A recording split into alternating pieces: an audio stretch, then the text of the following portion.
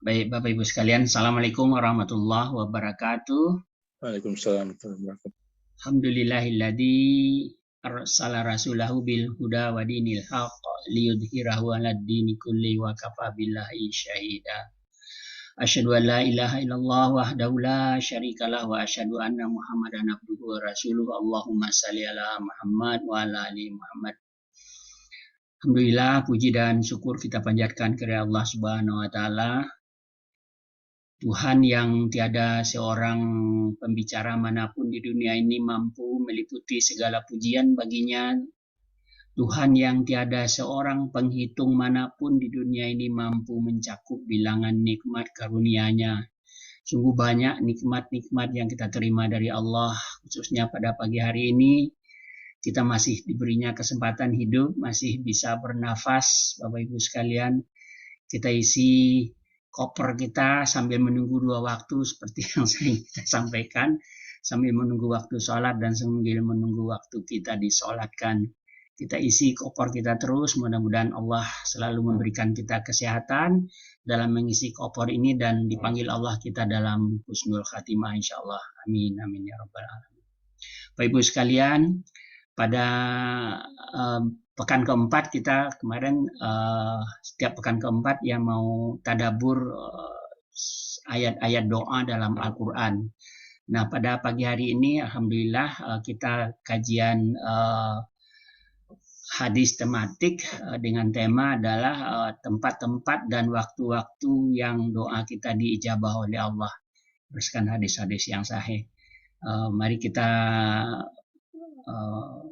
bukakan hati kita mulai acara kita dengan sama-sama baca basmalah.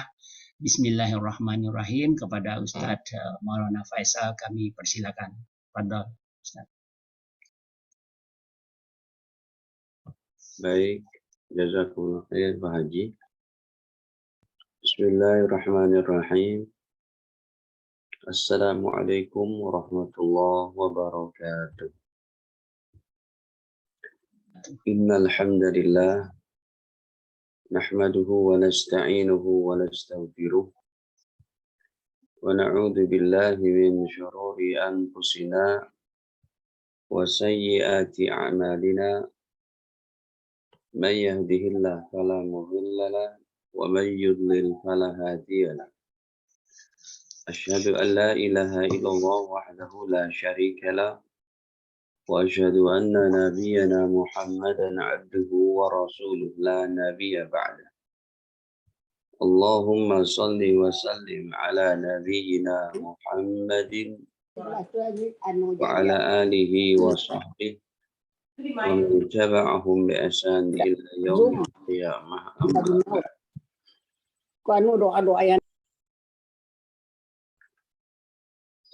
Ya ma'asyaral muslimin wal muslimat, usikum wa nafsi bi taqwallah faqad fazal muttaqun. Qala Allah Ta'ala, ya ayyuhalladzina amanu taqullaha haqqa tuqatih wa la tamutunna illa wa antum muslimun.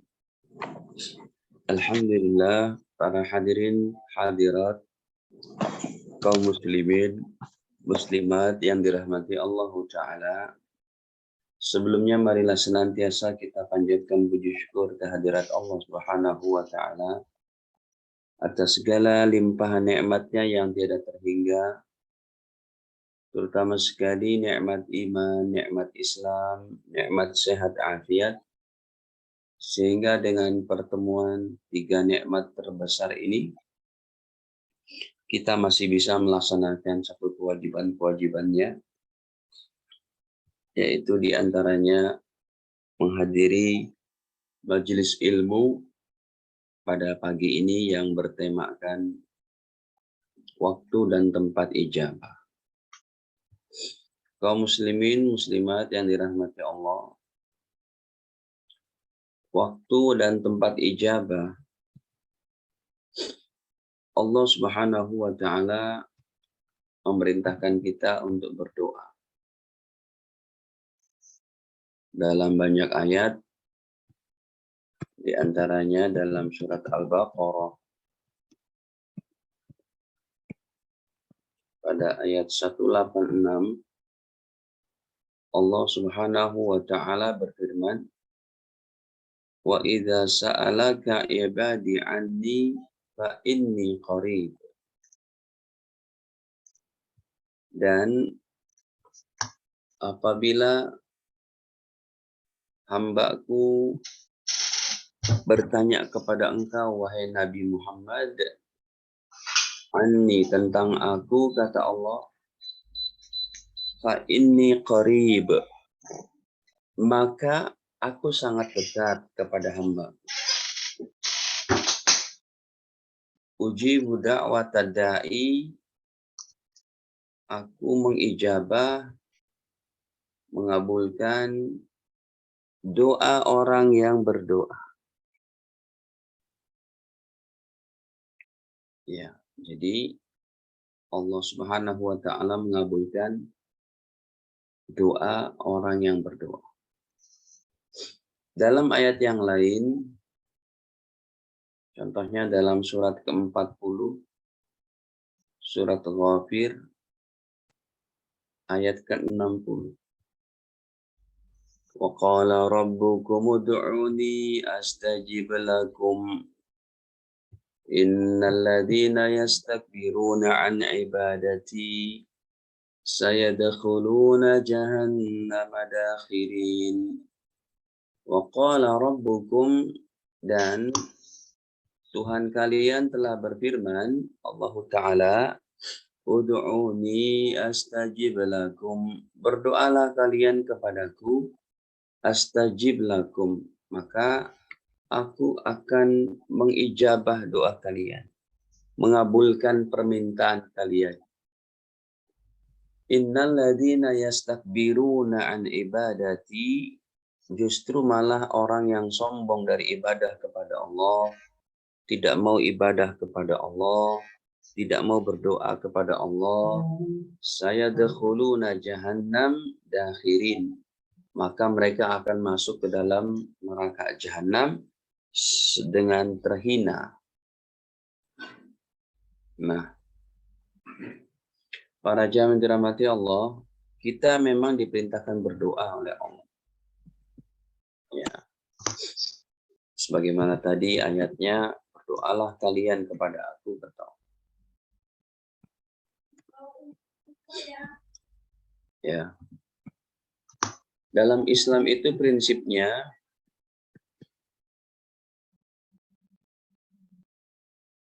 bukan hanya doa tanpa ikhtiar, ataupun ikhtiar tanpa doa.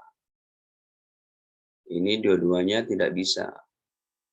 Masih kurang. Doa tanpa ikhtiar, ikhtiar tanpa doa, dua-duanya tidak boleh. Ya, sebab doa tanpa ikhtiar ini namanya bohong. Ikhtiar tanpa doa ini namanya sombong. Doa tanpa ikhtiar, contohnya, ya Allah, ampunilah dosa saya. Ya Allah, masukkanlah saya ke dalam surga. Tapi tidak sholat, tidak puasa. Itu namanya bohong. Ikhtiar tanpa doa, ya, dia bekerja, kerja, dan kerja. Dia mengakui ini semua hasil adalah dari my skill, dari my struggle, dari my effort. Dia mengakui, dia merasa ini adalah dari kemampuanku. Ya, nggak ada campur tangan dari orang lain ataupun dari Tuhan. Wah, itu sombong dong. Ya, tapi umat Islam diperintahkan doa, ikhtiar.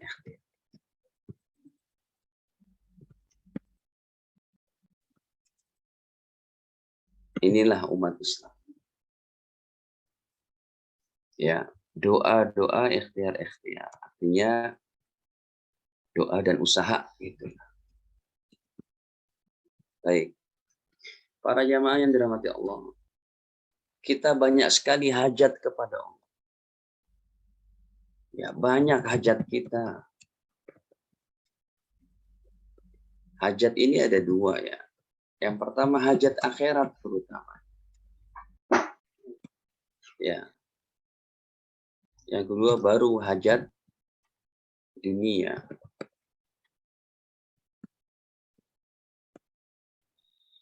Hajat akhirat itu ini banyak sekali ya. Husnul khotimah seperti yang tadi Pak Haji Mazwar ucapkan itu. Ya. Husnul khotimah, ampunan dosa,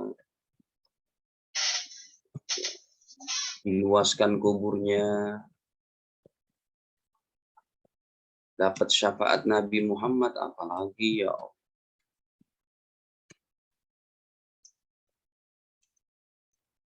Masuk surga tanpa hisab bersama keluarga besar kita dan lain-lain.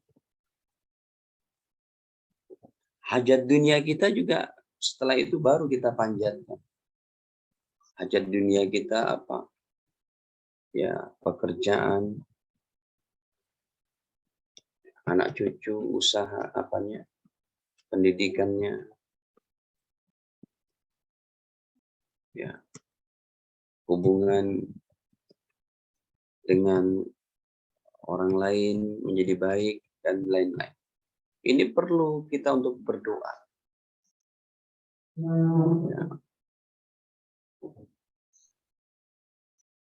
Hajat dunia juga doakan negeri Indonesia menjadi negeri yang baik. Ya.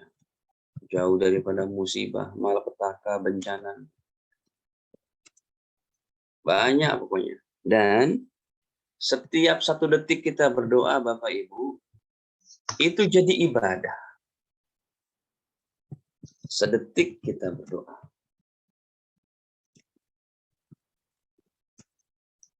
Ya, jadi ibadah. Begitu. Baik. Dari sinilah Allah Ta'ala menjadikan yang namanya tempat ijabah dan waktu ijabah.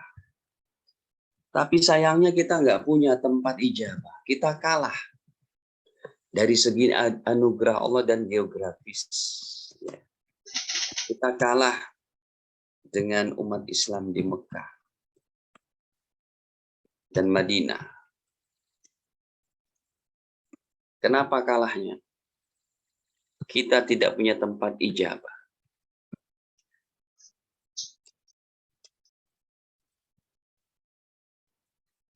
Jadi kalau Bapak Ibu mau berada pada tempat ijabah, itu hanya ada di Mekah dan Madinah. Saya sebutkan saja. Di Mekah diantaranya Multazam. Bapak Ibu tahu nggak Multazam? Ada yang bisa jawab? Di antara pojok sama pintu Ka'bah itu Ustaz ya? Iya, betul. Bukan pojok sih, tapi Hajar Aswad. Hajar Aswad. Hajar Aswad. Ini gambarnya.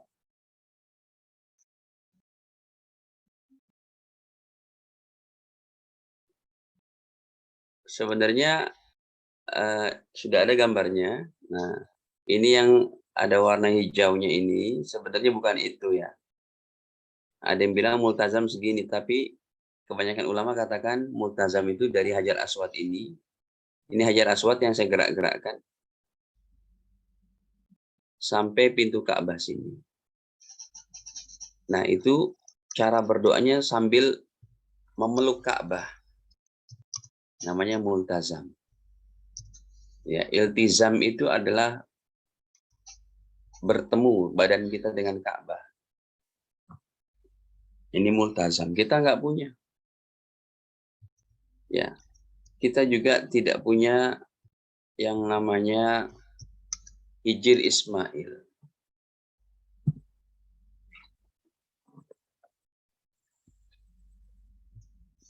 Bentar. Allahu Akbar. Ya, kita nggak punya Hijir Ismail. Bapak Ibu tahu juga Hijir Ismail?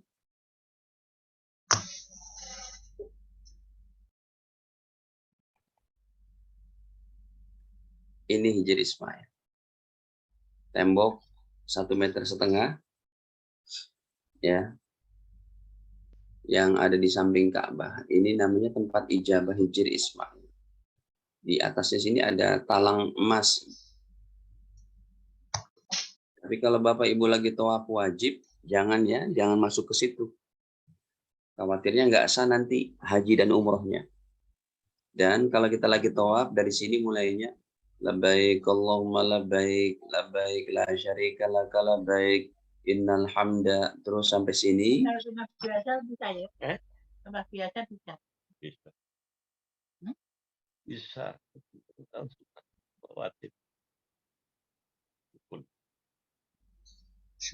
Terus sampai sini. Nah, kita kasih itu coba sunnah ya. Mana ini? Nah, suaranya tolong. Ya, saya cari dia. Pak Sri bisa tolong di mute, Pak Sri. Ya, baik. Jadi ketika kita dalam keadaan tawaf, Bapak Ibu jangan masuk sini ya. Ini kan nggak ada pagarnya nih. Batal nanti tawafnya itu. Tidak sah.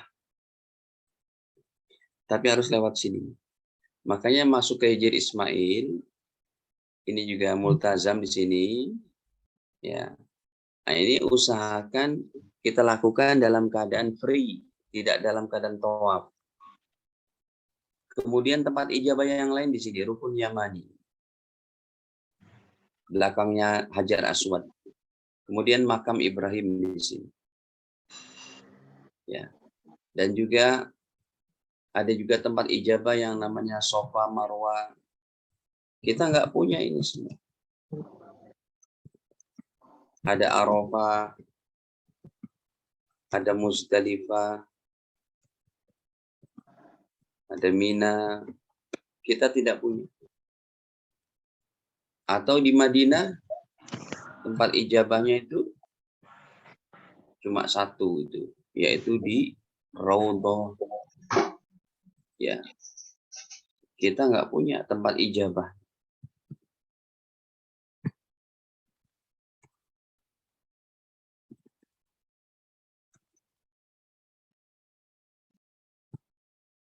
Hadirin, ini di Mekah ya diantaranya. Kalau yang di Madinah, kita nggak punya tempat ijabah Raudhah. 2 rakaat sholat di sana itu berpahala seperti umroh sekali umroh. Ya, gambarnya Raudhah kurang lebih begini. Kita tidak punya Raudhah.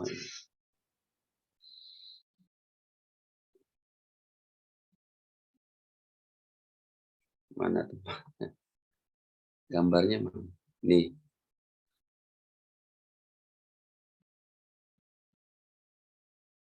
Ini mimbar Nabi. Di sini rumahnya Nabi, kuburannya sekarang. Dari mimbar sampai kuburannya ini namanya Raudhah. Sedikit aja tuh tempatnya. Nggak sampai 100 meter, enggak. Paling 20 meter. Ya. Atau 30 meter kali 30. Jadi Bapak Ibu sekalian dirahmati Allah, kita nggak punya tempat ijabah. Tapi Allah Ta'ala Maha Pengasih, Maha Penyayang, kita diberikan adalah waktu ijabah. Jadi kalau Bapak Ibu mau ke tempat ijabah ya harus berangkat umroh. Ya, berangkat umroh ke Mekah, Madinah, akan dapat tempat ijabah. Sementara waktu ijabah, ini banyak.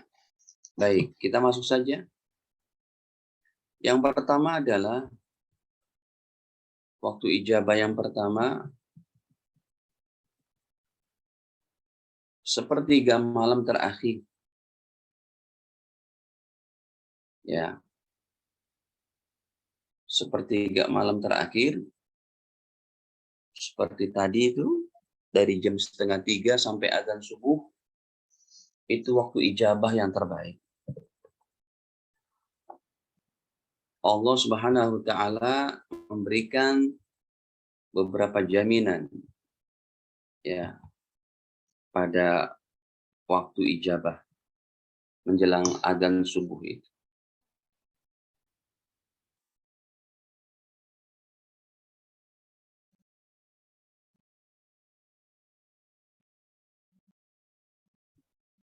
Kitabnya nggak keluar, maaf.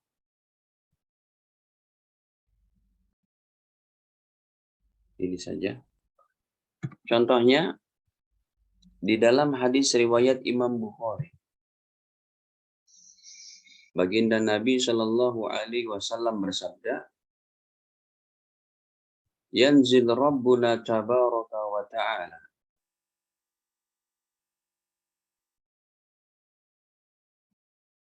Allah Subhanahu wa Ta'ala turun ke langit dunia.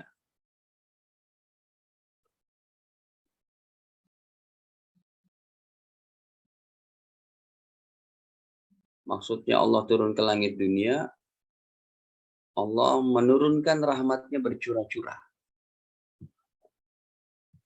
Ya. Ini hadisnya riwayat Imam Bukhari 1094. Yanzil Rabbuna tabaraka wa ta'ala, Allah turun kulla lailatin, setiap malam, ila sama'i dunya, ke langit dunia. Tetapi turunnya tidak boleh dibayangkan dari atas ke bawah. Dari arasy ke langit dunia tidak boleh. Kalau mau diterjemahkan secara harfiah, terjemahkan saja dan enggak usah dikutak-atik, diimani saja. Kalau mau diterjemahkan dengan arti takwil secara detail, yanzil rabbuna tabaraka wa ta'ala, Allah turun ke langit dunia, maksudnya Allah menurunkan rahmatnya bercurah-curah. Hina yabqa, ketika tersisa, sulusul lail al-akhir, sepertiga malam terakhir. Maka di sini Allah memberikan 3 jaminan. Yang pertama, man yad'uni, siapa yang berdoa kepadaku, fa astajiba lahu, maka aku ijabah doa.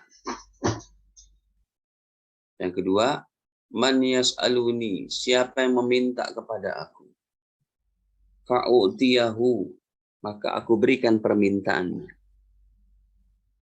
Yang ketiga, man yastaghfiruni, siapa yang minta ampunan kepada aku, fa'aghfir lahu, maka aku ampuni dosa. Ini 3 macam jaminan Allah kepada orang yang berdoa pada sepertiga malam terakhir. Baik. Nah, para jamaah dirahmati Allah, kita usahakan setiap malam bangun jangan kurang dari 2:30 deh. Kalau memang 2:30, jam 3 belum bisa. Sebab kalau kita bangun jam 4, itu nanti menjelang Oktober akhir sama bulan November akhir, itu jam sholat subuh saja sudah jam 4:05 nanti. Kalau kita bangun jam 4 udah nggak kebagian nanti tahajudnya. Nah, ini terus tiap malam kita bangun seperti itu, jangan merasa bosan. Makanya kalau kita tidak ada kesibukan, kalau seperti saya kan keliling terus. Semalam aja pulang udah jam 10, jam 11. Ya, kajiannya pun jauh-jauh. Ada yang di Bintaro, ada yang di Cikarang, kan begitu. Kalau Bapak Ibu tidak ada kesibukan itu, sudah. Ya, jam berapa?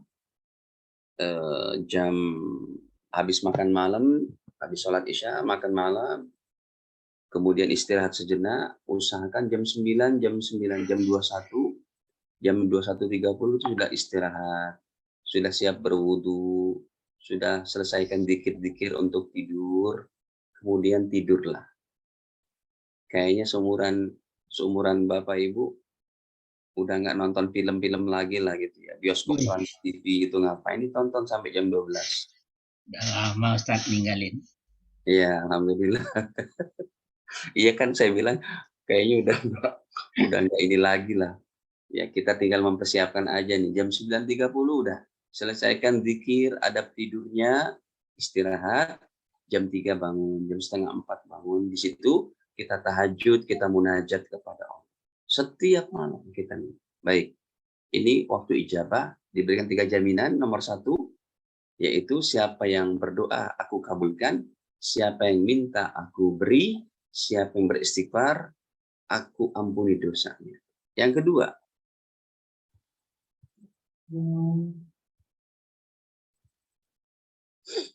kedua, adalah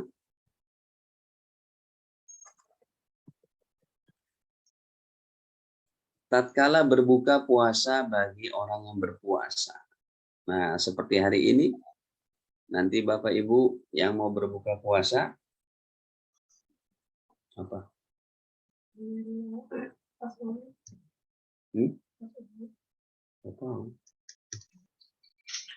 Tatkala berbuka puasa bagi orang yang berpuasa, ya bagi Bapak Ibu yang berpuasa sunnah, terutama sekarang, ini ada waktu ijabah. Ya, 10 menit, 5 menit sebelum berbuka, berdoalah. Kita buka hadisnya. Riwayat daripada Imam Ibnu Majah atau yang lainnya. Ini dia. Isnadun sahih. Sanadnya pun sahih, hadisnya sahih. Nabi bersabda, "Lis-shaim," untuk orang yang berpuasa, "'inda fitrihi," ketika berbuka, "da'watun la turaddu," ada doa yang tidak ditolak oleh Allah. Ini kok dakwah artinya doa, Ustaz? Dakwah di situ Bapak Ibu artinya bukan mengajak, bukan dakwah ajakan, tetapi doa. Itulah bahasa Arab. Jangan salah arti. Saya ulang, Nabi bersabda, "Lis-shaim," bagi orang yang berpuasa, "'inda fitrihi," ketika berbuka, "da'watun la turaddu," ada doa yang tidak tertolak. Nah, silakan tuh nanti yang mau berbuka puasa berdoa dulu, ya Allah, ampuni dosa kami, ya Allah. Ya, banyak sekali kita punya hajat kepada. Yang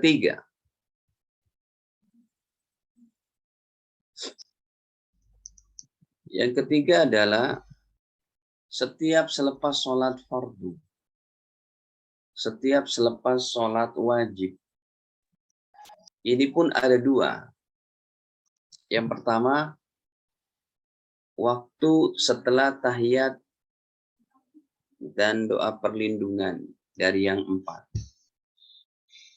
Jadi, Bapak Ibu, setelah kita baca tahiyat akhir, sampai kepada fil alamina innaka hamidum majid, kemudian baca doa, Allahumma inni a'udzubika min azabi jahannam, wa min azabil qabri, wa min fitnatil mahya wal mamat, wa min fitnatil masihid dajjal. Nah, setelah itu silakan berdoa sebelum mengucapkan salam. Ini dilakukan boleh dalam sholat wajib dan juga sholat sunnah. Tetapi kalau sholat wajibnya berjamaah, tetap harus ngikut kepada imam. Artinya kalau imam sudah ngucapin salam, kita jangan terus berdoa. Kita ucapkan salam juga. Tapi kalau Bapak Ibu mau berlama-lama, ya sebaiknya berlama-lama dalam berdoa pada tahiyat akhir. Sebaiknya Bapak Ibu memanjatkan doanya dalam sholat sunnah. Kemudian yang kedua, doanya tidak boleh pakai bahasa Indonesia. Kalau kita ada hajat-hajat yang tidak ada dalam Al-Quran dan hadis doanya itu, ya silakan Anda lantunkan pakai bahasa Indonesia tapi dalam hati, jangan diucapkan. Kalau diucapkan maka batal sholatnya. Ini hadisnya. Ya, untuk yang pertama ini setelah tahiyat akhir, yaitu riwayat daripada Imam Nasai. Saya tulis dulu hadisnya. Ini sudah ada.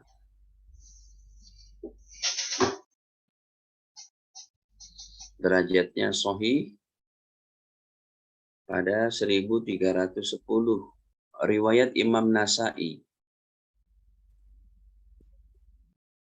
Nabi bersabda, ya, qala Rasulullah sallallahu alaihi wasallam, idza tasyahada ahadukum, apabila salah seorang di antara kalian tasyahada, baca tasyahud akhir, falyata'awwas billahi min arba'in, maka mintalah perlindungan kepada Allah dari 4 macam. Ya, maka mintalah perlindungan kepada Allah dari 4 macam. Min adzabi jahannam. Yang pertama, dari siksa jahannam. Betul? Yang kedua, wa adzabil qabri, dari siksa kubur. Yang ketiga, wa min fitnatil mahya wal mamati, dari fitnah hidup dan kematian. Yang keempat, wa min syarril masihid dajjal, dan dari fitnah dajjal. Summa, kemudian kata Nabi, yad'u li nafsihi bima badalahu, silakan dia doa setelah itu sebelum salam akan hajat-hajatnya. Gitu. Jadi kalau Bapak Ibu berdoa setelah fil alamina innaka hamidum majid dan baca doa yang 4 itu, silahkan dipanjatkan doanya. Ya, ini nomor 1, bagian nomor 1 dari nomor 3. Yang nomor 2-nya adalah selesai zikir kemudian berdoa.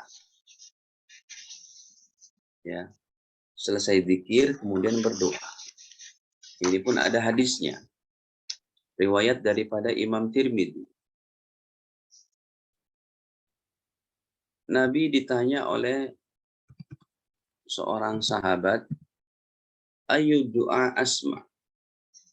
Ya Rasul, doa mana yang paling diijabah? Nomor 3833.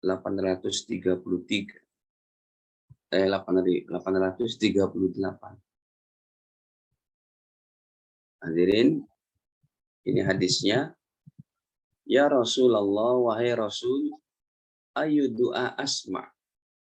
Doa seperti apa yang paling didengar oleh Allah?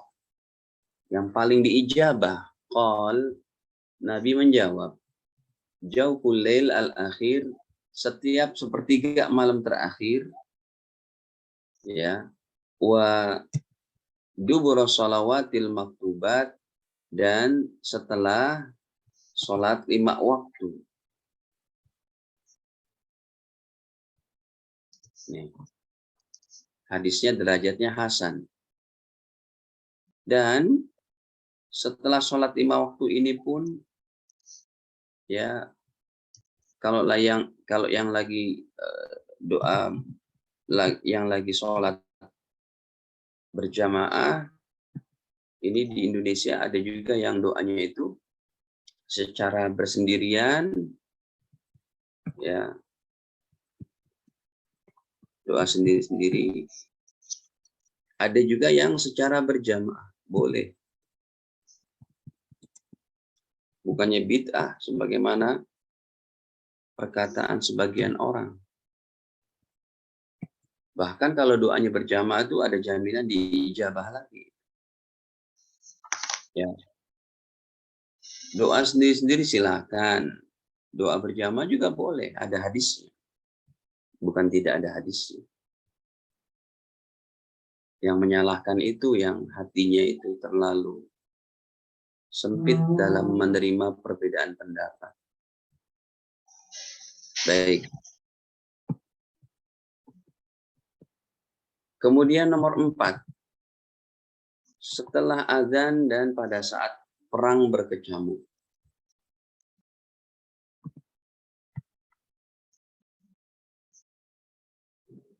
Setelah azan itu Bapak Ibu sekalian ada doa yang diijabah.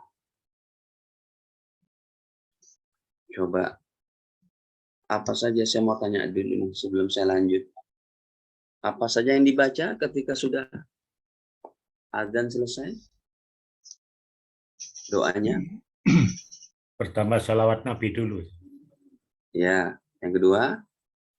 Allahumma rabbah hajita wa salat qaimah ati Bagus. ya. Betul. Yang ketiga? Cuma 2 itu yang saya tahu. Itu. Ada lagi yang tahu yang ketiga? Istighfar. Bukan. Tidak ada kesunahan istighfar setelah azan berdasarkan hadis. Oh, azan baca itu. Oh. Apalagi yang ketiga? Yang ketiga baca asyhadu alla ilaha illallah wa anna muhammadan abduhu wa rasuluh raditu billahi rabba wa bi muhammadir rasula wa bil islami dina. Itu udah tuh, udah 3 tuh. Yang pertama baca salawat, betul. Yang kedua Allahumma rabb hadhihi da'wati tammah wa salatil qa'imati muhammadin yusilatil fadilah wa ba'ats maqaman mahmudan alladzi wa'ata. Yang ketiga asyhadu an la ilaha illallah anna muhammadan Raditu abduhu wa billahi rasuluh. rabba wa bil islami dinna wa bi Muhammadin sallallahu alaihi wasallam. Yang keempat Doa untuk orang tua. doa. Yang keempat silakan sampaikan hajatnya kepada Allah. Ya Allah. Gitu caranya. Jadi doa setelah azan itu sebenarnya bukan singkat begitu. Ya, kami biasanya kalau habis azan nggak langsung doa singkat terus sholat sunnah, tidak, doa dulu sih. Orang biarin aja sholat sunnah. Ketika masih ada waktunya kita doa sejenak. Terutama hajat kita yang paling urgent, yang paling kita anggap paling urgen gitu ya. Yang paling mendesak. Baik. Nah, Bapak Ibu sekalian, sudah. Sedangkan perang berkecamuk, ini memang tidak ada peperangan di negeri kita, alhamdulillah. Tapi tetap ilmunya saya sampaikan. Ya, bukan. Dan ingat, peperangan itu terjadi bukan karena Islam menteror. Islam merusak tatanan kehidupan sosial. Islam menjadi perusuh, bukan. Terjadi peperangan ini yang disebut dengan jihad syarat. Di antara sebabnya yang pertama, karena umat Islam dibantai, dibunuh. Itu bisa terjadi peperangan atau jihad. Yang kedua, Mas itu lihat aja karena berat terus. Kalau airnya dan diam berarti itu dia masih begini memang sikapnya tidak baik. yang ketiga, karena yang kedua, saya jadi lupa. Yang pertama karena umat dibantai. Yang kedua, terjadi peperangan karena Islam dihina. Bisa terjadi peperangan. Yang ketiga, karena kaum musyrikin mengkhianati perjanjian-perjanjian. Gitu. Nah, sekarang kita buka riwayatnya bahwa Nabi bersabda, ini hadisnya, kok tidak tampil ya?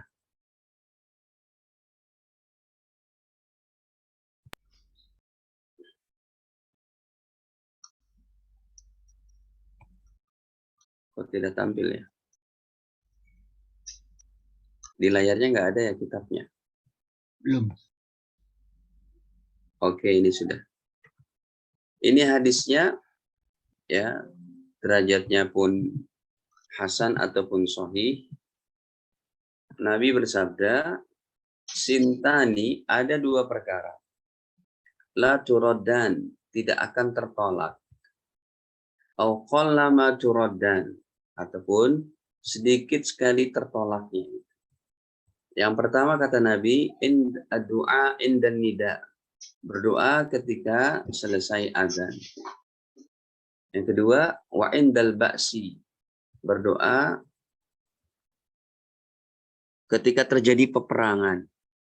Aina yaltahim ba'duhum ba'dha, ketika dua pasukan saling menyerang, yaitu pasukan muslimin sama pasukan kafir. Dah. Ini diantaranya yang nomor 4. Baik. Kita lanjut.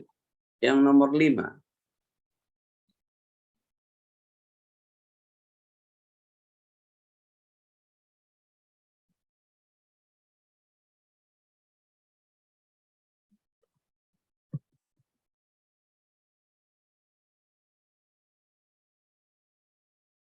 Hadirin, yang nomor 5,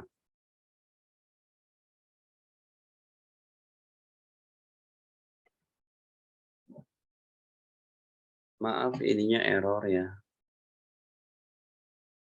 Laptopnya ini error tiba-tiba.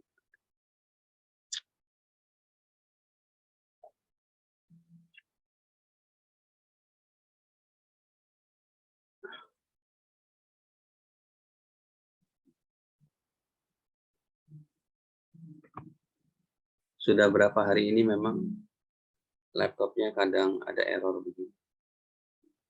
Apa?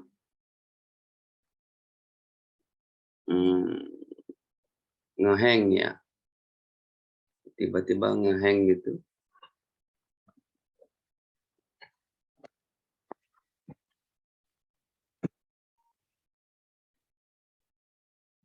Ini.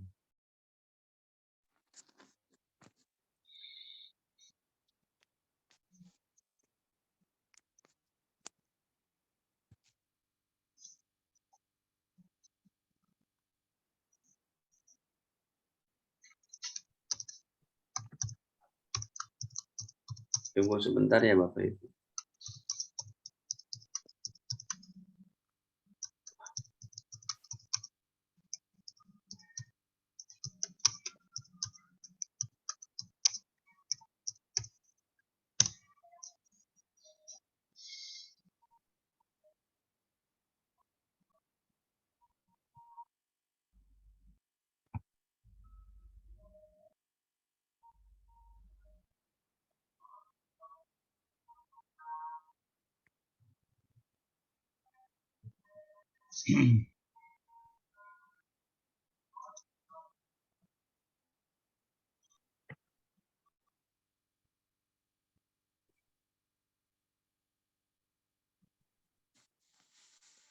Di restart barangkali Ustaz. Ya nanti kalau di restart saya keluar dari itu. Oh, iya. Baik, saya sampaikan saja dengan ini, dengan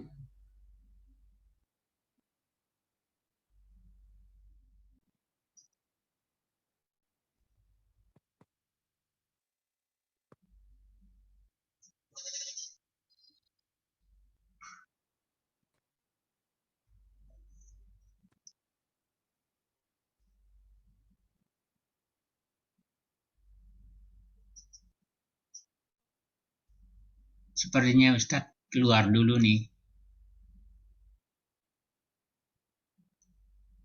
Baik, Bapak Ibu yang mau bertanya boleh ditulis di chat nanti biar tinggal apa saya bacakan aja pertanyaannya.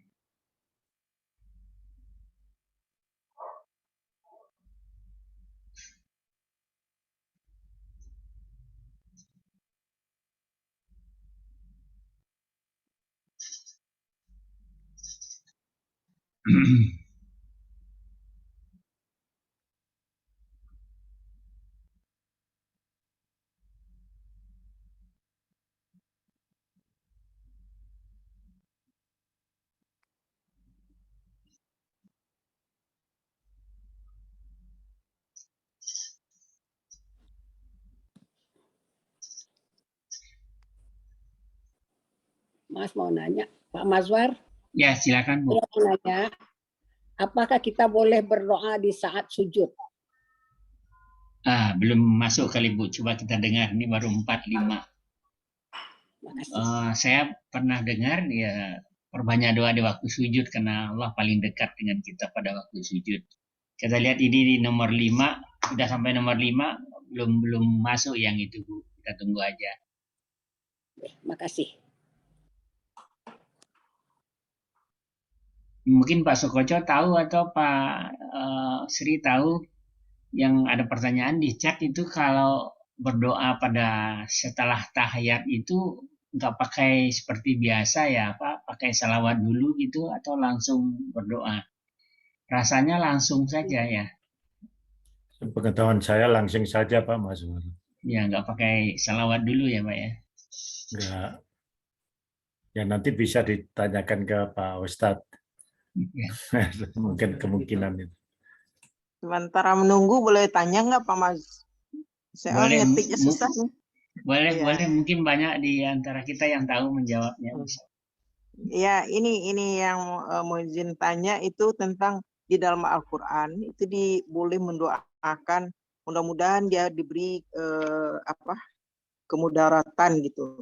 Sementara di dalam keterangan lain menyatakan kita tidak boleh mendoakan keburukan kepada seseorang atau orang lain. Tapi di dalam Al-Quran itu ada yang mudah-mudahan dia ditimpakan bahaya atau ditimpakan mudara. Ada kira-kira redaksinya tidak seperti itu. Tapi saya pernah baca terjemahan Al-Quran itu seperti itu. Dalam Al-Quran. Dalam hadis atau apa kita tidak boleh mendoakan keburukan. Jadi korelasinya gimana antara hadis yang dibicarakan yang pernah saya dengar itu dengan terjemahan Al-Quran. Itu mohon kebinasaan, dibinasakanlah orang-orang yang kafir itu ada di antara ayat-ayat itu yang terjemahannya kira-kira demikian. Korelasinya bagaimana gitu maksudnya. Itu aja yang mengganjal sehubungan dengan doa-doa ini. Mudah-mudahan nanti Pak Ustadz bisa jawab ya. Iya. Nah, mumpung ada senggang waktu ini menunggu. Iya, betul. Ya itu aja. Terima kasih. Wassalamualaikum warahmatullahi wabarakatuh. Ya tentunya yang dalam Al-Quran ada background-nya ya. Iya ada itu yang menyatakan. Baik. Pak Daroni gimana Pak Daroni kabarnya? Bisa mungkin menjawab pertanyaan Bu Mumun itu? Di-unmute dulu Pak Daroni.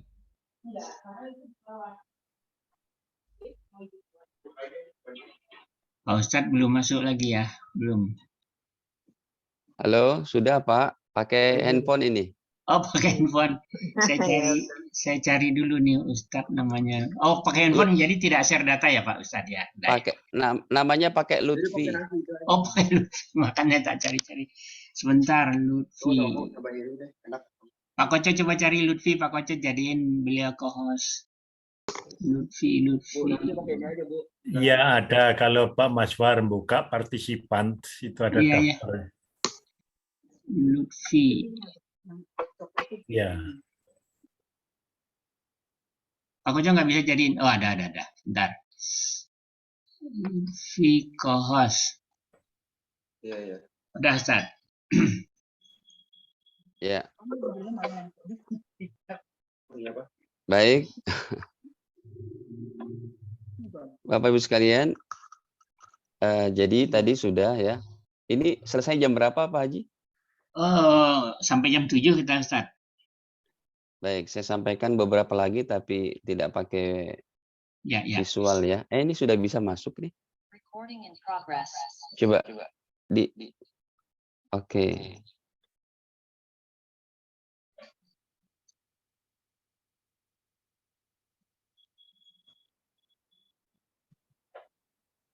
Yang Lutfi abaikan. Yang Lutfi nggak usah, ya nggak apa-apa co-host. Oh, Ini nama bisa nih. Oh ya udah. Mohon maaf ya karena ya gitulah kalau taklim dengan peralatan seperti ini. Ya silakan. Kadang error, kadang ngeblank gitu ya. Ya. Sudah kedengaran suara saya? Sudah bagus Ustaz. Baik. Yang kelima. Yang tadi sudah ya, yang keberapa? Yang kelima lagi, Pak. Sekarang kelima. Ya, yang kelima adalah sesaat ketika pada hari Jumat. Nah, ini saya singkat saja atau begini saja. Sesaat pada hari Jumat itu ada dua ya. Ada dua, yaitu ketika imam duduk di antara dua khutbah.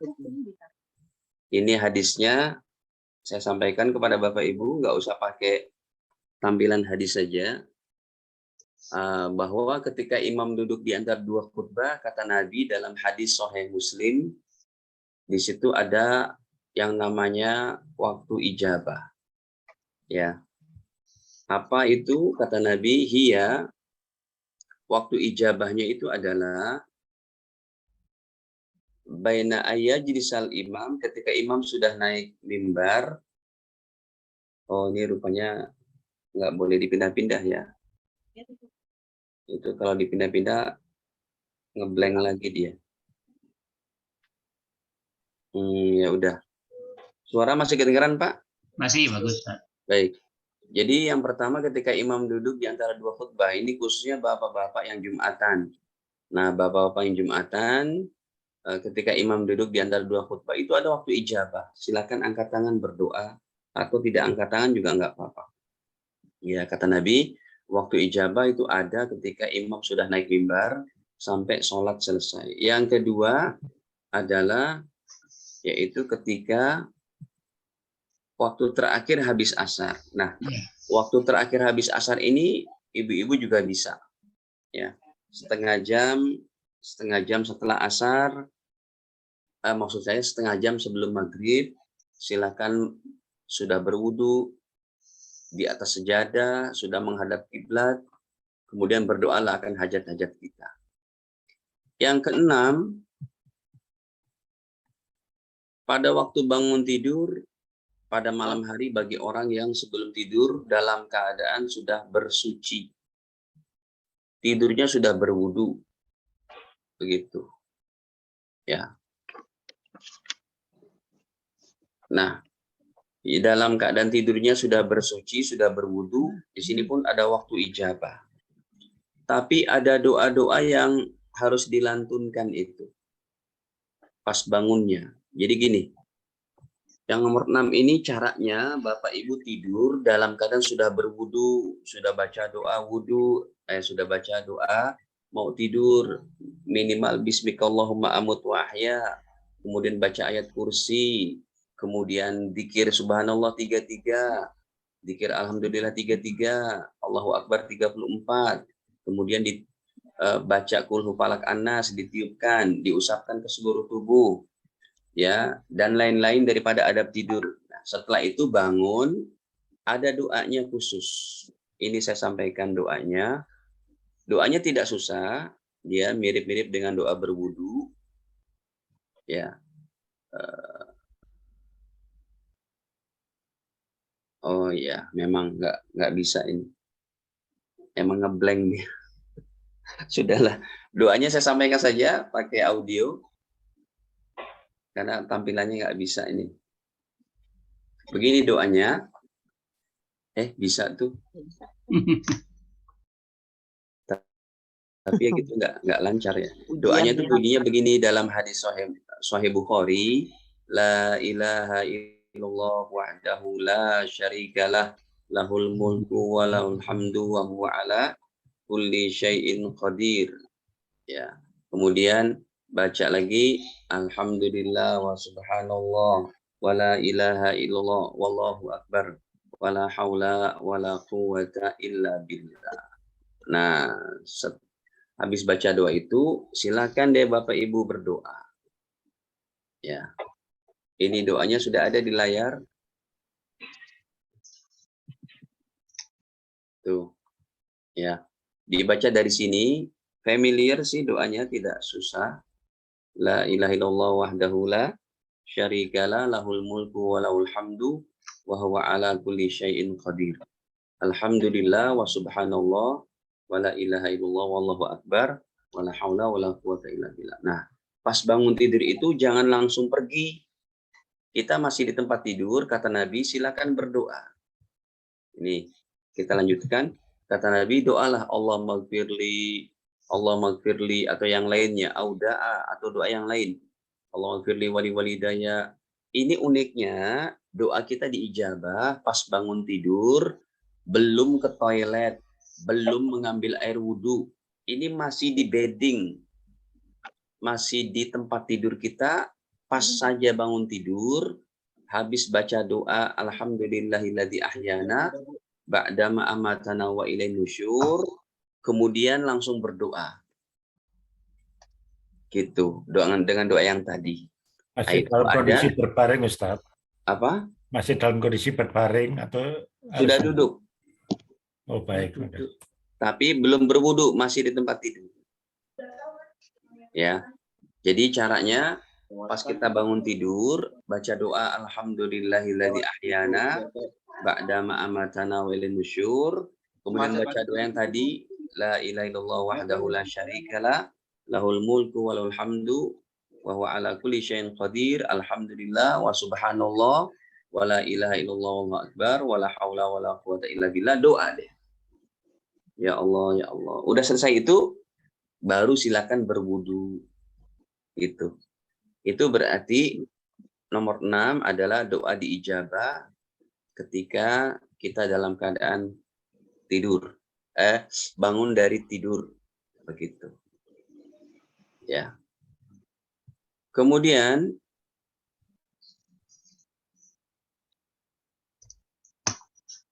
mana ya itu? Yang ketujuh, Bapak Ibu sekalian,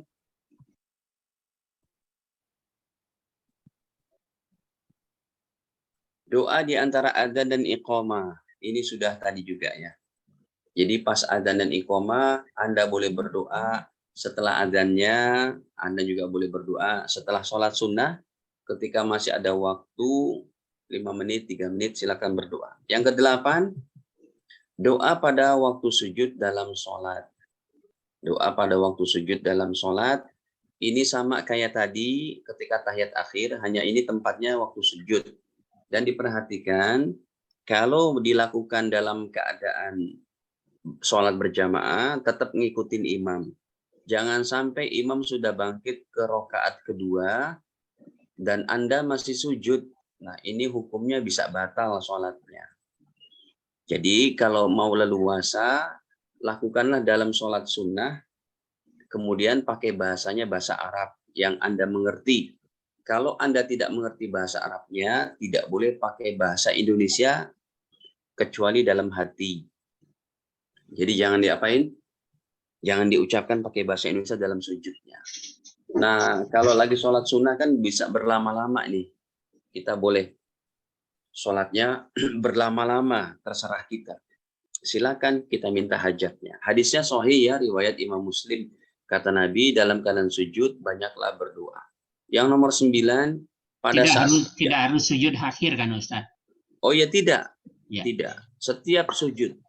Cuma kebanyakan memang orang dalam sholat berjamaah supaya tidak memberatkan jamaah, imamnya ini pada sujud terakhir agak lama dipanjangin. Itu nggak apa-apa juga.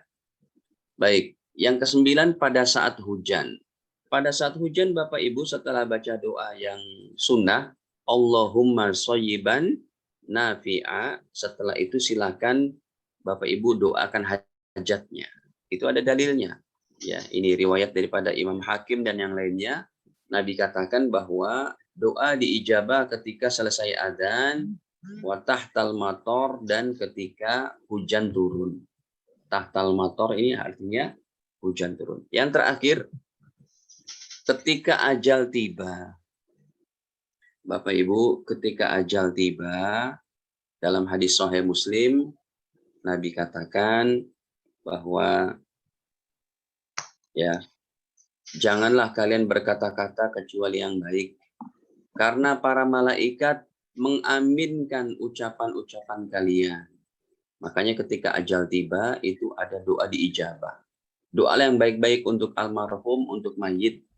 Ya, Karena kejadiannya begini, hadis itu kejadiannya seorang sahabat namanya Abu Salamah meninggal. Kemudian anak istrinya saking apa ya istilahnya, kaget, apa ya, galau. Akhirnya mereka bilang, ini gimana, ini gimana. Kata Nabi, jangan kalian berucap kecuali yang baik. Karena malaikat mengaminkan ucapan kalian. Itu dari segi waktu, Bapak Ibu sekalian.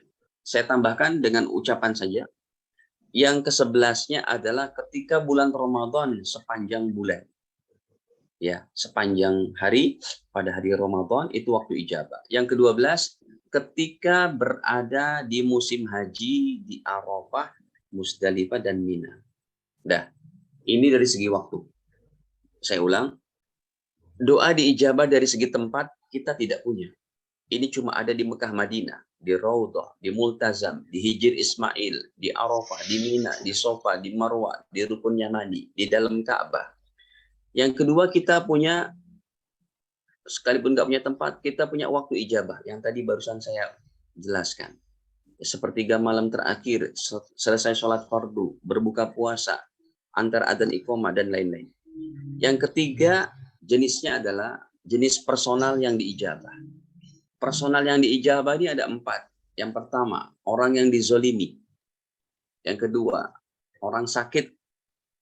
Yang ketiga, musafir. Yang keempat, doa orang tua untuk kecelakaan anak-anaknya. Jadi kalau anak-anak kita nakal atau gimana, jangan sumpah serapah. Karena doa orang tua itu diijabah. Dah. Ini saja Bapak Ibu dapat saya sampaikan. Mohon maaf atas segala kekurangannya. Karena laptopnya agak blank begitu ya. Baik. Baik, terima kasih banyak Ustadz. Kita lanjutkan dengan tanya jawab Ustadz ya. Silakan.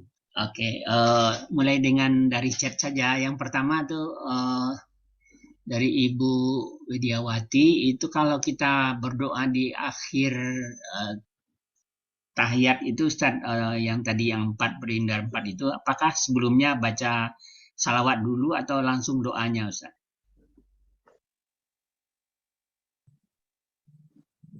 Ketika sujud terakhir, tahiyat terakhir, setelah tahiyatul. Tidak, langsung sampaikan saja.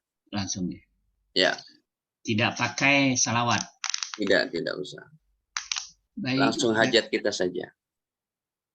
Baik Ustaz, saya mau tanya, jika yang meninggal non-muslim, apakah boleh pakai kalimat innalillahi wa inna ilaihi raji'un? Jawabannya boleh. Karena innalillahi itu bukan doa untuk si non-muslim. Itu adalah ucapan belasungkawa dan itu musibah kan. Meninggalnya orang kafir itu kan musibah terbesar bagi dirinya karena dia meninggal dalam keadaan kafir. Dan orang kafir kan hamba Allah juga. Makanya arti innalillahi apa sih? Innalillah. Sesungguhnya kita milik Allah. Wa inna ilaihi raji'un. Dan kita semua akan kembali kepada Allah, termasuk orang kafir.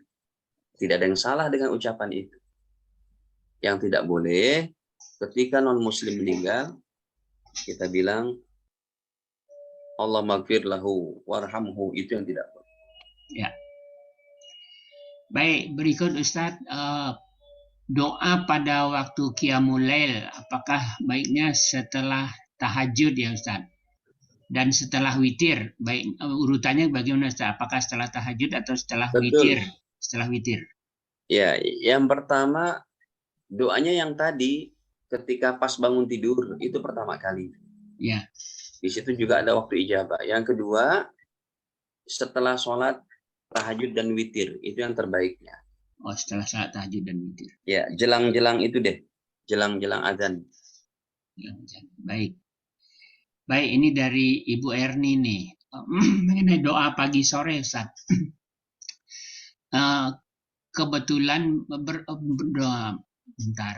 Jika kita doa pagi dan petang yang kebetulan berbenturan dengan waktu saat kita harus mengerjakan tugas syar'i lainnya yang tidak bisa ditunda, apakah tetap sama baiknya dengan apabila kita mengerjakannya sambil duduk, tidak bangun dari sajadah kita? Iya, Pertama, ya silakan. iya betul seperti itu. Yang terbaiknya tetap dengan tertib dibaca doa pagi petang sambil menghadap kiblat dengan kekhusyuan kolbu, menghadirkan konsentrasi batin seperti itu. Ya, jadi tidak berpencar fokusnya dalam zikir pagi petang. Tapi kalau masih dalam perjalanan sambil mau nyetir Nggak apa gitu, apa-apa, nggak bisa, apa-apa. bisa juga. Ya itu kan darurat berarti kan Baik. daripada tidak sama sekali. Ya. Pertanyaan kedua dari beliau, kapan batas waktu akhir doa pagi dan petang itu, Ustaz? Nggak ada waktu akhirnya sih. Karena kalau ibu tidak bisa baca, bapak tidak bisa baca paginya, kan boleh dibaca siangnya juga itu. Oh, Iya dong. Daripada nggak sama sekali. Itu tidak ketat seperti sholat 5 waktunya itu. jadi boleh Baik. melewati subuh kalau yang pagi dan boleh melewati maghrib kalau yang sore gitu, Ustaz ya? Boleh, asal ketika tidak ada perkara yang mengharuskan kita tunda-tunda, ya lakukan saja pada habis subuh dan habis asarnya. Ya. Baik, Ustaz. Bu Mumun silakan ditanyakan yang tadi, Bu Mumun. So, diulang lagi Pak Mazhar. Ya. Ya, boleh. Assalamualaikum warahmatullahi wabarakatuh. Mohon izin bertanya Pak Ustadz. Mudah-mudahan Pak Ustadz tetap sehat selalu untuk bisa memberikan kajian kepada umatnya atau jemaahnya. Amin, Ibu. Amin. Wa iya. Yang akan saya tanyakan, saya pernah baca di dalam terjemahan Al-Quran itu ada kalau kita dizolimi boleh mendoakan kehancuran atau kebinasaan. Jadi doa yang tidak baik kepada orang-orang yang telah berkhianat kepada Islam, gitulah kira-kira secara keseluruhannya. Sementara saya mendengar kajian, apa itu hadis atau keterangan, kita tidak boleh mendoakan seseorang itu keburukan. Malahan kita doakan untuk kebaikan. Jadi antara Al-Quran dan keterangan hadis ini, bagaimana korelasinya dan bagaimana kita sebaiknya gitu loh, sesuai aturan dalam berdoa atau mendoakan. Itu saja. Terima kasih. Wabillahi taufik wal hidayah. Wassalamualaikum warahmatullahi wabarakatuh. Waalaikumsalam. Suara saya masih bisa didengar? Bagus. Masih bagus. Jawabannya begini, Ibu. Doa untuk keburukan orang lain itu disampaikan oleh Nabi, ada masalah dan ada case-nya. Dalam hadis Sahih Bukhari, ketika para ulama yang sedang mengajar agama di kampung Bi'ru Ma'unah, jumlahnya banyak, 70 orang, dibunuh. Ya, dibunuh sama orang-orang kampung Bi'ru Ma'unah.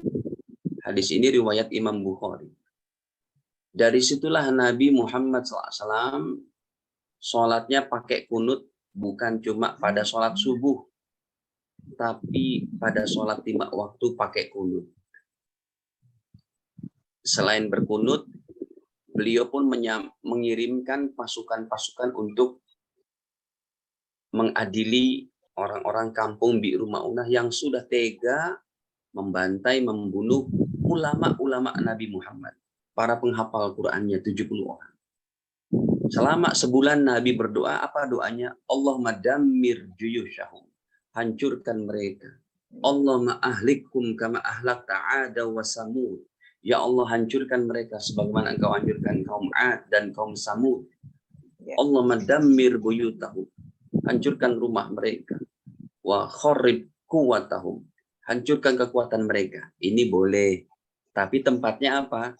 Ketika umat Islam dizolimi, dibantai. Sekarang kalau doa ini kepada non-muslim yang bertetangga sama kita, apa pantas? Bu, pantas nggak, Bu? Nggak pantas lah. Kita orang nggak ngapa-ngapain, ngapain? Nggak pantas kan? Jadi doanya itu korelasinya ada pada tempatnya masing-masing. Tapi kalau orang menzalimi Seperti, kita mana? iya sebentar Ibu. Ya, maaf. Seperti orang Yahudi yang sedang menyerang kaum muslimin di Palestina, yang tiba-tiba nggak ada ujuk-ujuknya menyerang saja. Kalau kita mau berdoa seperti itu, silakan. Dan pada zaman Nabi, ketika Nabi berdoa itu, beliau pun mengutus pasukan. Orang-orang yang membunuhnya itu akhirnya diadili dan dikisos. Gitu. Sekarang begini, ketika seseorang Nabi pun ketika dirinya dizolimi, ya maka tidak serta merta. Nabi dibilang begini, kan banyak dalam Al-Quran tuh, anta majnun gitu kan? Innaka lamajnun. Allah katakan tidak, Nabi Muhammad tidak gila. Itu kan Nabi dizolimi dengan perkataan. Tidak serta merta Nabi langsung sumpah serapah, ya Allah hancurkan, ya Allah. Tidak. Justru kalau memang dalam keadaan seperti itu, yang artinya tidak terlalu berat kezolimannya kayak sama seperti membunuh, membantai dan sebagainya, justru Rasul mendoakan. Contohnya, ketika Rasulullah berada di Taif, ya orang-orang Taif itu ketika Nabi berhijrah ke sana sebelum ke Madinah, kan melemparkan batu sampai Nabi Muhammad berdarah-darah, gigi gerahamnya copot itu kena lemparan batu. Di situ Nabi hanya berdoa, Allahumma hdi qaumi fa innahum la ya'lamun. Ya Allah kasih hidayah kepada mereka karena mereka tidak mengetahui. Jadi ada pada posisinya masing-masing. Ketika kezaliman itu sangat berat seperti membunuh para ulama, Nabi bukan cuma berdoa kehancuran tapi mengirim pasukan. Tapi ketika kezaliman itu dilakukan sama orang-orang yang nggak tahu, seperti orang Taif tadi, maka Nabi justru mendoakan ampunan. Sekarang gini, Ustadz saya dizolimi Ustadz sama teman saya. Kita lihatlah kezolimannya apa. Kalau kezoliman itu sampai membunuh keluarga kita, ibu boleh melakukan dua perkara. Yang pertama, mengajukan keadilan melalui aparat setempat dan hukum positif yang berlaku. Yang kedua, ibu juga boleh mendoakan akan pembalasan dari Allah langsung. Ya Allah balas, ya Allah saya telah dizalimi. Yang ketiga, ibu juga boleh mendoakan hidayah kepada mereka. Karena secara umumnya ini yang disampaikan oleh Nabi, semuanya untuk dipraktekkan oleh umat Islam secara porsinya masing-masing. Jadi kalau kita dizalimi secara ringan, ya kita mendoakan, ataupun kezaliman secara berat, kita mendoakan juga, itu tetap masih boleh dan bagus. Ya Allah kasih hidayah sama mereka. Yang tidak boleh itu non-muslim yang bertetangga sama kita. Kok tiba-tiba kita mendoakan kehancuran mereka? Tidak pantas itu. Apa boleh saya simpulkan Pak Ustadz? Kayaknya sifatnya kalau sekiranya berjamaah atau buat orang menghancurkan orang banyak, itu boleh didoakan untuk kehancuran mereka. Tapi kalau sekiranya personal, itu lebih baik kita memaafkan dan mendoakan. Pasti. Itu lebih baik. Jadi kira-kira begitu. Kalau bisa saya tangkap apa yang Pak Ustadz sampaikan. Karena kasih. Ayatnya pun berlaku seperti itu. Wa anta'fu khairul lakum. Dan kalau kamu memaafkan, itu adalah lebih baik. Terima kasih. Terima kasih Ustadz. Ini pertanyaan berikut dari ini nggak ada nama nih 99. Tapi tadi udah terjawab ini. Kapan berdoa pada waktu tahajud? Apakah selesai semua atau setiap 2 rakaat gitu? Tadi udah dijawab sama Ustadz. Sebaiknya setelah selesai witir gitu Ustadz ya. Iya. Baik. Kemudian dari Bu Hartini nih mengenai ngirim Al-Fatihah. Apakah boleh satu Al-Fatihah dikirim untuk lebih dari 1 orang? Gitu? Apakah beberapa Al-Fatihah juga? Kemudian mohon penjelasan Ustadz, bagaimana kalau mengirim Al-Fatihah untuk anak cucu biar menjadi anak soleh, gimana caranya?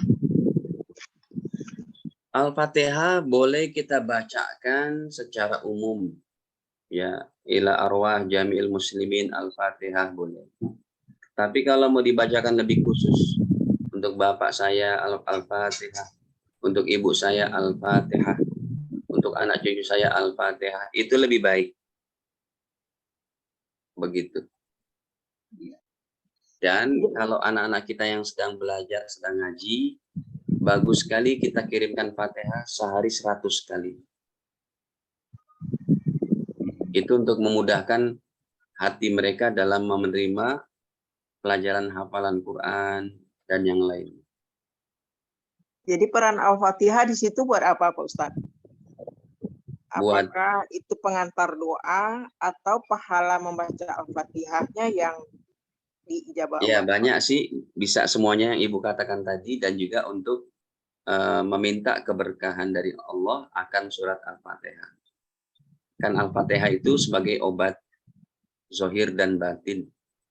Orang yang kena penyakit batin bagus dibacakan Fatihah.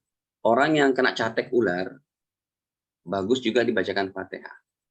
Itu ada hadisnya semua, riwayat Imam Bukhari. Ada seorang sahabat kena catek ular, dibacakan Fatihah.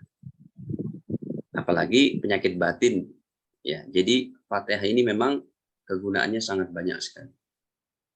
Jadi kalau sakit seperti di patok ular tadi Ustaz baca Al-Fatihah tuh tangan ditaruh di tempat yang sakit itu atau bagaimana bagusnya Ustaz? Atau Ditiupkan. Oh, ditiupkan. Setelah waladhdallin tiupkan ke tempat yang sakit. Oke. Ditiupkan. Pak Ustadz, kalau untuk anak, kapan berdoanya waktunya bacain Al-Fatihah itu? Bebas Ibu, kapan saja. Kalau mau dirutinkan setiap habis sholat, Sholat apa saja, Pak Ustadz? sholat wajib yang 5. Iya, maksudnya ya di antara sholat yang 5 itu. Iya. Langsung 100 kali ya? Tidak, sehari 100 kali boleh dibagi-bagi. Boleh dicicil. Oh, ya udah. Cicil, Terima kasih, Pak Ustadz. Baik, Pak Zen sekalian ya udah ngacung dari tadi. Sekalian Pak Zen di-unmute dulu Pak Zen. Unmute. Assalamualaikum warahmatullahi wabarakatuh. Waalaikumsalam. Saat ini saya tanya bukan masalah doa mendoa ya. Saya pernah mendengar hadis. Itu, Pak Zen suaranya putus-putus Pak Zen nggak jelas. Oke, saya ulangi ya. Assalamualaikum. Salam. Sudah jelas Pak? Udah. Gratis agak jauh. Ustadz, ini saya bertanya bukan masalah doa mendoa, tapi masalah sholat duha, Ustadz. Ibu Aisyah pernah melarang seseorang yang sholat duha tiap hari, atau bahkan ada Abu Darda yang melarang seseorang untuk sholat duha tiap hari karena membandingkan dengan sholat wajib. Apa betul ada hadisnya? Terima kasih. Iya, betul ada. Tetapi setelah itu Aisyah rujuk, ya, dari perkataannya sudah rujuk. Maksudnya rujuk apa, Ustaz? Ditarik perkataannya. Oh, Masya Allah. Jadi dibolehkan. Dan disepakati sholat duha itu akan kesunahannya. Dan tidak dilarang setiap hari. Oh iya, tidak dong. Kalau dirutinkan justru sangat bagus. Baik, terima kasih Ustaz. Oke. Pak Syukur silakan Pak. Syukur. Ya, terima kasih. Assalamualaikum warahmatullahi wabarakatuh. Pak Ustadz, tadi di dalam doa akhir sholat itu perlindungan dari fitnah dajjal. Nah, itu apa yang dimaksud dengan fitnah dajjal ini? Nah, kemudian yang kedua itu tadi disebutkan bahwa doa sudah bangun tidur itu seperti ada disyaratin dalam tidurnya itu dia sudah berwudu, artinya bersuci. Nah, selama tidur itu dalam pertengahan tidur itu dia sadar kemudian buang angin. Apakah kemudian itu setelah bangun itu doanya termasuk tadi yang masih kabul atau bagaimana? Nah, yang ketiga ini Ustadz, kami itu melihat orang berdoa, itu ada yang mengangkat tangan, ada yang tunjuk begini gitulah. Nah, itu pada saat-saat apa doa itu harus menunjuk dengan telunjuknya, dengan menada tangannya, atau dengan diam saja. Terima kasih Ustadz. Ya. Yang pertama Fitnah Dajjal. Fitnah Dajjal itu adalah bukan simbol dari kezoliman dan kerusakan. Dajjal ada makhluknya, ada orangnya, ada personalitinya. Dia adalah seorang manusia yang sudah hidup dari zaman Nabi Musa, yang memang punya ilmu kesaktian, titisan dari iblis. Karena Dajjal itu DNA-nya adalah termasuk dari DNA iblis. Ketika bapak ibunya itu hubungan intim, iblis ikut campur di situ. Karena bapak ibunya termasuk orang yang kecewa dengan ajaran Nabi Musa saat itu. Namanya Musa Samiri. Makanya Dajjal itu lahir dalam keadaan dia mata yang sebelah kanannya buta, dan dia sangat sakti. Saktinya seperti iblis. Ilmu sihirnya itu sangat hebat. Makanya sampai sekarang dia masih hidup. Manusia yang umurnya ratusan tahun, ribuan tahun, yaitu Dajjal. Karena secara DNA dia adalah keturunan iblis secara biologinya. Dajjal itu adalah fitnah yang paling besar dari fitnah seluruh yang ada di dunia ini.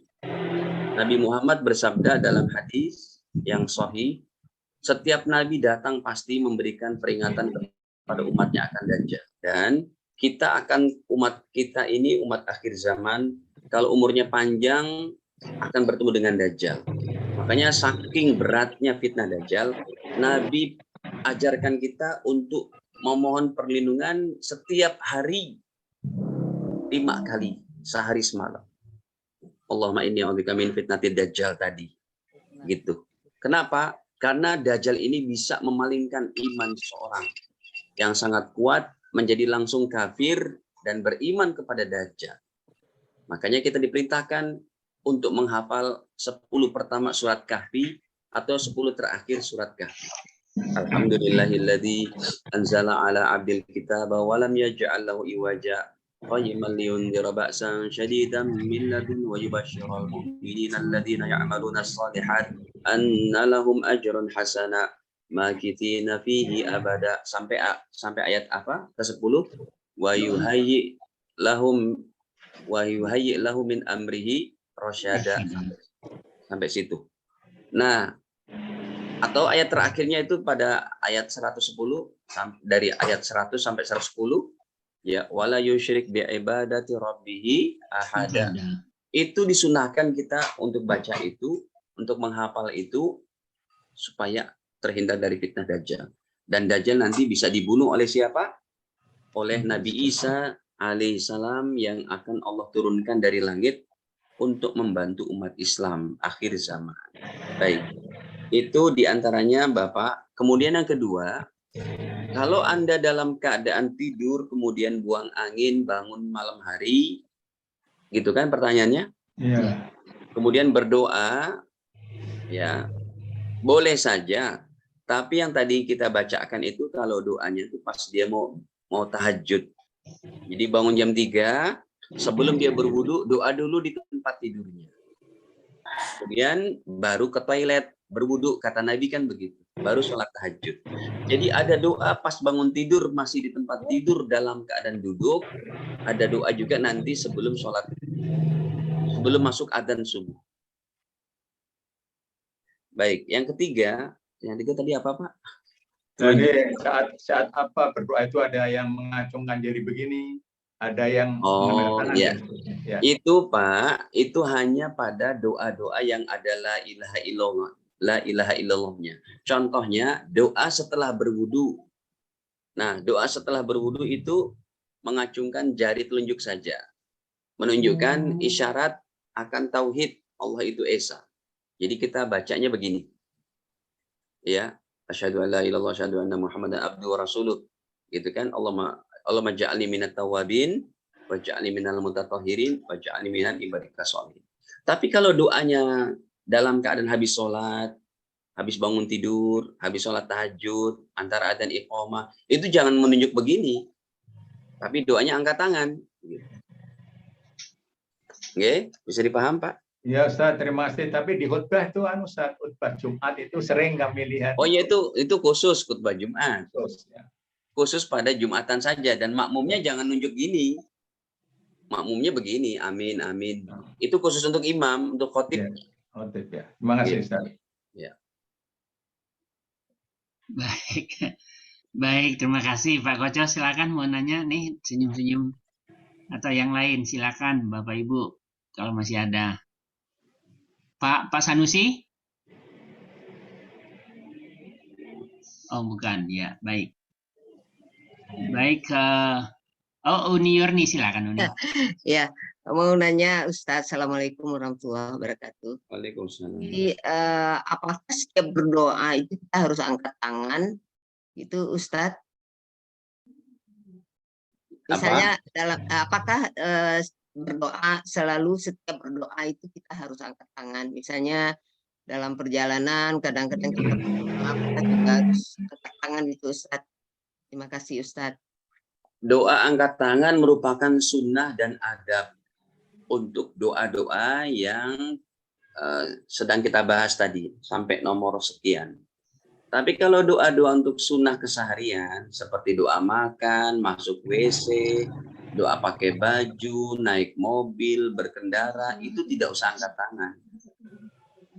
Bisa dibedakan? Ya. Kita masuk WC nih. Kita masuk WC baca Allahumma inni a'udzubika minal khubusi wal khaba'is. Itu nggak usah angkat tangan, langsung baca saja. Tapi yang tadi kita bahas sampai nomor berapa tadi? Nomor 12. 12 ya. Yaitu angkat tangan. Begitu Ibu. Terima kasih Ustadz. Ya, sama-sama. Oh, ini ada di chat 2 lagi Ustadz. Ustadz, doa orang tua untuk anak yang tidak tertolak itu apakah yang buruk saja Ustadz? Kalau doa yang baik apakah termasuk yang tidak tertolak itu? Artinya doa yang cepat diijabahnya itu doa kecelakaan orang tua kepada anaknya. Makanya harus hati-hati bicara. Nah, doa orang tua yang baik-baik untuk anaknya lakukanlah pada waktu-waktu yang tadi kita sudah pelajari. Ya.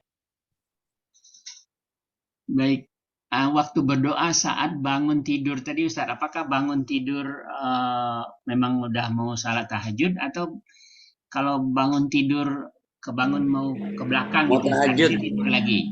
Mau tahajud Pak. Oh, mau tahajud saja. Karena hadisnya kata Nabi setelah dia bangun baca doa tadi, dia duduk lalu berdoa lalu baru ke toilet. Itu kan mau wudu. Oh. Runtunan hadisnya kan begitu. Dia bangun, dia baca doa la ilaha illallah syarikalah terus sampai akhir, kemudian dia berdoa untuk hajat-hajatnya, masih tempat tidur. Kemudian kata Nabi, kemudian dia berwudu. Baik. Ya. Baik, ada lagi Bapak Ibu? Baik, kalau tidak ada lagi kita cukupkan. Pak Maswar. Silakan Pak Koco. Pak Ustadz, ini ada saya baca ada hadis riwayat Muslim dari Abu Hurairah. Iya. Dikatakan sesungguhnya Allah Tabaraka wa Ta'ala memiliki para malaikat khusus yang senantiasa berkeliling mencari di mana adanya majelis-majelis dzikir. Betul. Apabila mereka menemukan sebuah majelis yang padanya terdapat dzikir, maka mereka pun duduk bersama orang-orang itu. Betul. Tapi di situ tidak disebutkan bahwa malaikat akan mendoakan orang majelis dzikir. Itu yang pertama. Maksudnya gimana tidak mendoakan? Di dalam redaksinya tidak ada, hanya dibilang orang. Ya terus pertanyaannya kenapa kalau tidak mendoakan? Iya, jadi apakah jadi majelis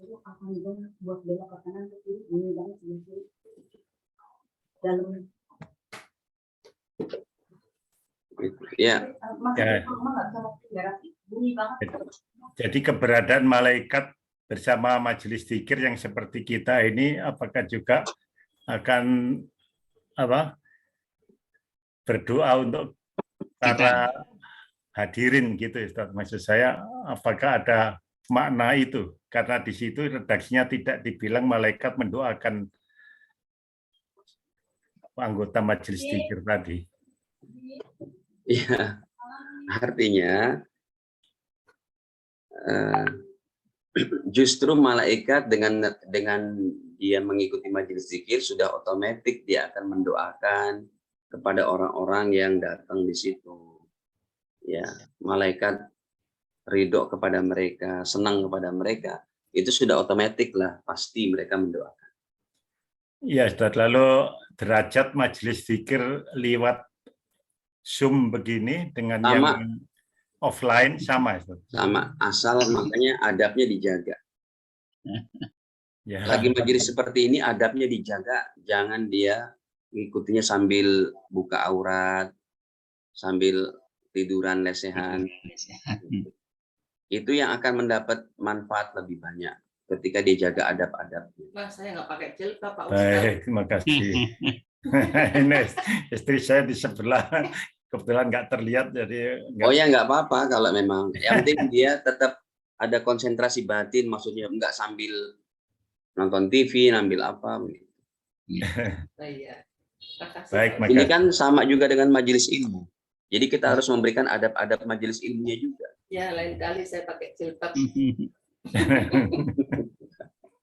Baik Ustadz, saya nyambung sedikit pertanyaan Pak Sukoco. Saya juga pernah dengar ini kalau kita ke masjid, kemudian sholat maghrib, kemudian kita diam berzikir, menunggu isya atau baca Al-Quran gitu, para malaikat itu pada mendoakan kita gitu, ya Allah rahmati dia, ya Allah. Itu hadis tuh apa Ustadz ya? Iya, hadis riwayat Imam Ahmad, derajatnya hasan. Hasan. Jadi malaikat mendoakan itu semua Ustadz, kita yang Pasti berdiri mendoakan di masjid itu. Ya. Ya. Baik. Baik Ustadz, terima kasih banyak. Alhamdulillah banyak sekali ini yang mau kita amalkan. Doa, tentang doa, dan Bapak Ibu sekalian juga sudah nanti akan kita teruskan mempelajari doa-doa yang ada dalam Al-Quran. Jadi bisa kita amalkan doa-doa yang kita pelajari itu pada waktu-waktu yang telah Ustadz sampaikan ini tadi. Baik, Kalau boleh alhamdulillah. satu lagi ada yang ingin ditanyakan Pak Mas Far.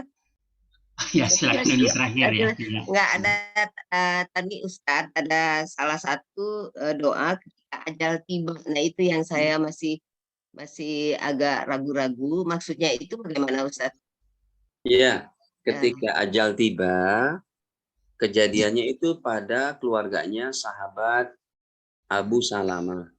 Sahabat yang mulia ini Abu Salamah tuh orangnya sangat soleh, suami yang sangat baik, ayah sangat hebat untuk anak-anaknya, meninggal dunia. Mereka goncang keluarga itu. Sehingga berkata-kata yang tidak baik seperti, ya Allah kenapa engkau panggil kepala keluarga kami, tulang punggung kami. Itu kan perkataan tidak baik. Kenapa-kenapa itu tidak baik setelah terjadi. Makanya Nabi katakan, jangan berkata kecuali kebaikan. Ya, jangan berkata yang membuat kita menjadi berdosa.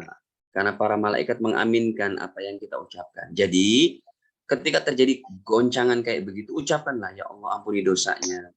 Sayangi dia, kan begitu. Jadi doa dari keluarga yang ditinggalkan gitu ya Ustadz. Ya. Ya. Terima kasih Ustadz. Apa sih ibaratnya Pak kalau orang goncang itu keluarga? Stres atau apa?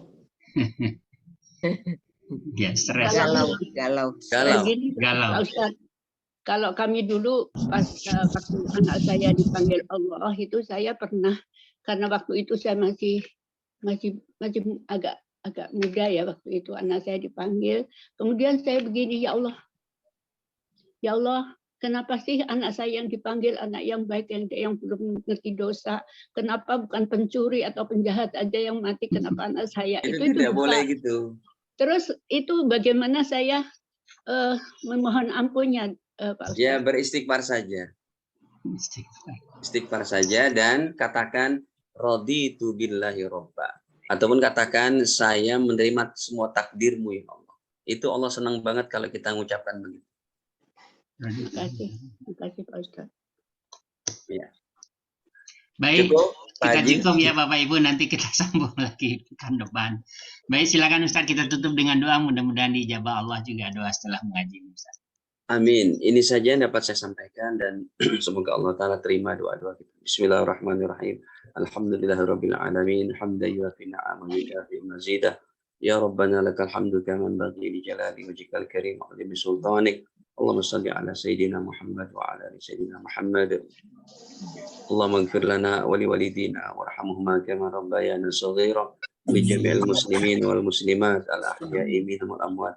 Allahumma inna nas'aluka husnal khatimah wa na'udzubika min su'il khatimah. Rabbana atina fid dunya hasanah wa bil akhirati hasanah wa qina adzabannar. Walhamdulillahirabbil alamin.